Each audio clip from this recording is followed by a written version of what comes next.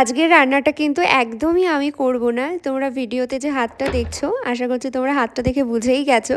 হ্যাঁ, আমার হাসব্যান্ডই আজকে রান্নাটা করবে। কারণ আজকে রান্না হবে চিকেন আর রুটি। তো রান্না যেহেতু সবসময় আমিই করি, চিকেনটাও যেহেতু আমিই করি সবসময়, তো আমি ওকে বলছিলাম যে রোজ নিজেই রান্না করি আর নিজের হাতের রান্না না সবসময় খেতে ভালো লাগে না। তো সেই জন্য বলল যে ঠিক আছে তাহলে চিকেনটা আজকে আমিই করে দিচ্ছি। যেই কথা সেই কাজ, ও চলে আসলো রান্নাঘরে রান্না করতে। তো দেখো আলু কাটা থেকে মশলা করা থেকে সবই ও করেছে। আমি বারবার ওর কাছে যাচ্ছিলাম, ভাবছিলাম পারে কি না পারে। তো ওই আমাকে বারণ করছে যে আমি সব কিছুই পারবো করে নিতে, তুমি শুধু রুটিটা বানিয়ে নিও। তো সত্যিই ও সব কিছু করেছে। আমি মাঝে মধ্যে এটা ওটা একটু বলে বলে দিয়েছি বাস। সত্যিই আর মাংস রান্নাটা ভীষণ ভালো হয়েছিল খেতে। ও যে এত ভালো রান্না করতে পারবে আমি ভাবতে পারিনি।